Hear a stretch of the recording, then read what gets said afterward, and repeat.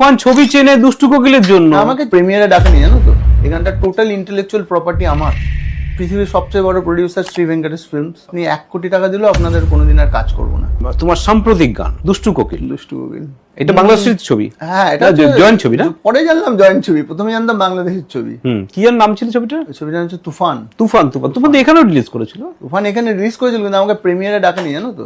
ওমা, বলো কি? বললাম না, এখানকার এই জন্যই তো আমি তুফান ছবি চেনে দুষ্টু কোকিলের জন্য আমাকে ডাকেনি গো। আমি একটা সাদা শার্ট কিনেছিলাম, একটা ওই তুফানের প্রিমিয়ারে পরবো বলে একটা সাদা শার্ট কিনেছিলাম। এই পার্টে কারা ছিল প্রডিউসার?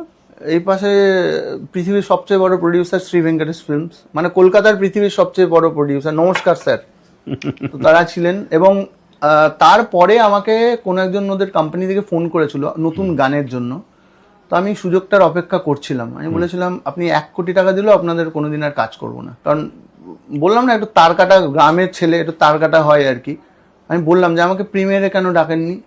কাকে কাকে না ইনভাইট করলেন, কত ব্লগার গেল, যারা কোনোদিন ফিল্ম ইন্ডাস্ট্রির সাথে যুক্ত নেই তারাও গেল, আর আপনারা আমাকে ডাকলেন না।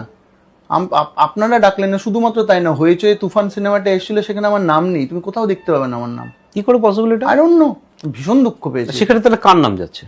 শুধু কণার নাম আছে, কণা সিঙ্গার, তার নাম আছে। এই গানটা শুধু আমি কিন্তু মিউজিক কম্পোজার, আমি গীতিকারও। এই গানটা টোটাল ইন্টেলেকচুয়াল প্রপার্টি আমার।